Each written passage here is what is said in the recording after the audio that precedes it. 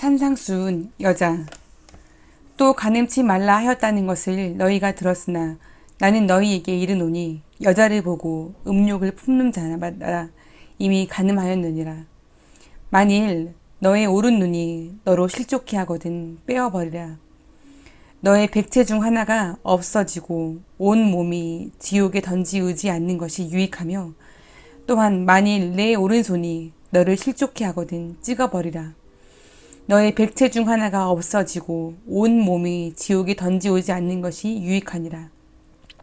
또 일렀으되 누구든지 아내를 버리거든 이혼 증서를 줄 것이라 하였으나 나는 너희에게 이르노니 누구든지 음행한 연고 없이 아내를 버리면 이는 저로 간음하게 함이요 또 누구든지 버린 여자에게 장가드는 자도 간음함이니라.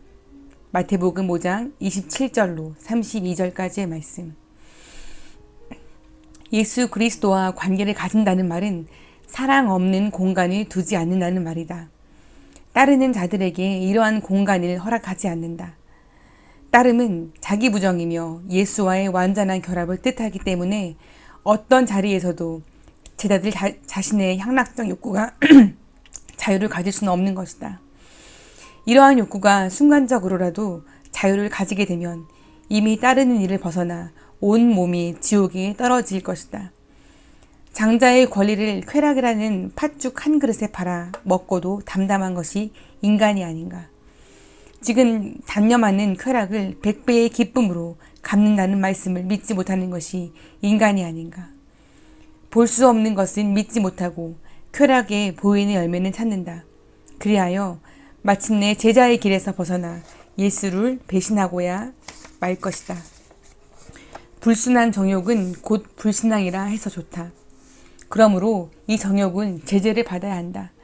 예수를 버리게 하는 이 쾌락에서 벗어날 수만 있다면 그것을 위하여 무엇이나 아까운 것이 따르는 자에게는 있을 수 없는 것이다.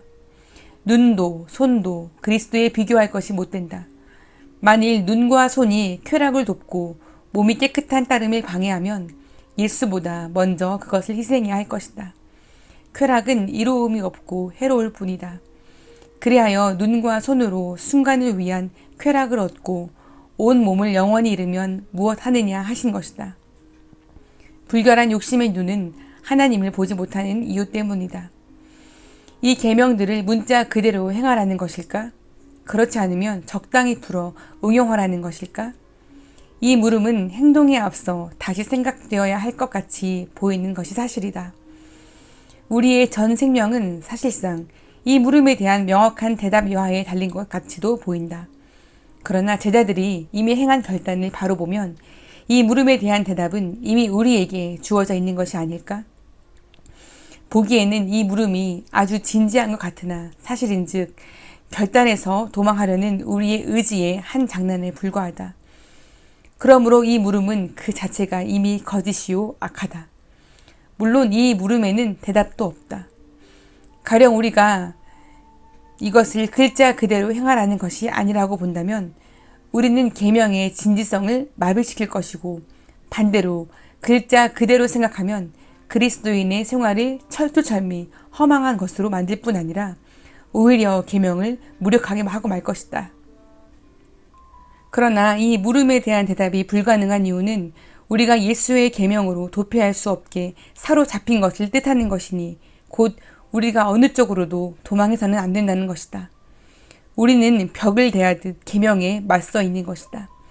터진 길이 있다면 그것은 오직 순종뿐이다. 예수는 그렇다고 제자들에게 비인간적 투쟁을 강요하거나 유기적 통찰을 금하는 것도 아니다.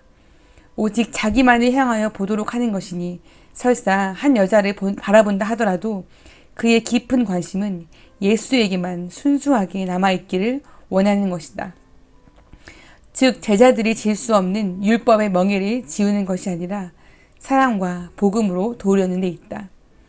예수는 혼인의 일정한 조건을 제자들에게 지시한 것이 아니다. 다만 부부 생활을 율법에 따라 거룩하게 하려는 것이니 부부는 나누어질 수 없다는 것과 간음이라 하여 나뉜 어느 하나에게도 다시 결혼하는 것을 역시 금한 것이다.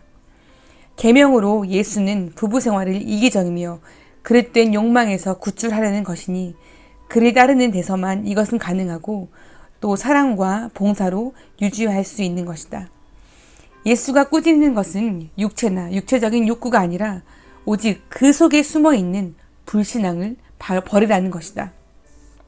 부부 생활을 헤아려는 데 있지 않고 신앙으로 굳게 세워 이끌어 나가자는 것이다. 예수와의 행복한 관계를 부부 생활에서도 기율과 극복으로 보존하자는 것이다. 그리스도는 부부 생활의 주인이기도 하다.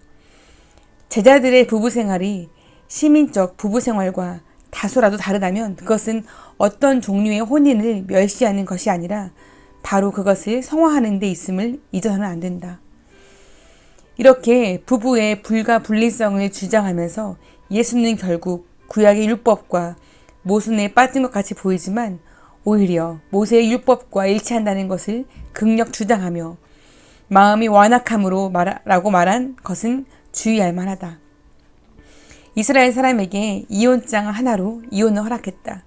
즉 이것으로 그들의 마음이 더 큰 방종에 빠지지 않도록 하기 위한 것이었다.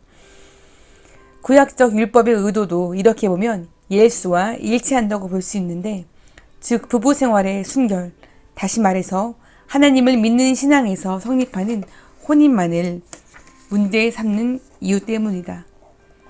순결과 정숙은 예수와 함께 있는 곳에, 즉 그를 따르는 곳에만 숨어 있기 때문이다. 예수가 홀로 완전하고 순결하여 그의 관심은 오직 제자들의 절개에만 있기 때문에 그에게는 하나님 나라를 위한 어떤 달콤한 부부생활 혹은 독신생활의 프로그램이 아니라 부부생활을 하든 안 하든 일어나는 정욕과 음란에서 제자들을 구해내는 데 관심이 있는 것이다. 정욕은 자기 몸뿐 아니라 그리스도 자신의 몸을 더럽게 하기 때문이다. 제자의 몸은 그리스도의 것이라 하였으며 그분을 따르는 자와 우리의 몸은 지체라 하였다. 하나님의 아들 예수는 사람의 몸을 가지셨으므로 우리는 그의 몸의 공동체요, 따라서 음란은 예수 자신의 몸을 더럽히는 죄악인 것이다.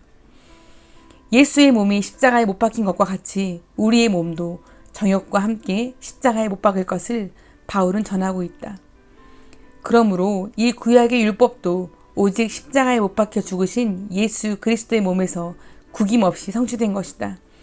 그리하여 이 몸을 바라보는 것과 자신의 몸이 이 몸의 지체임을 아는 것은 따르는 자의 순결, 예수의 요구인 것, 따르는 자의 순결을 위하여 힘이 될 것이다.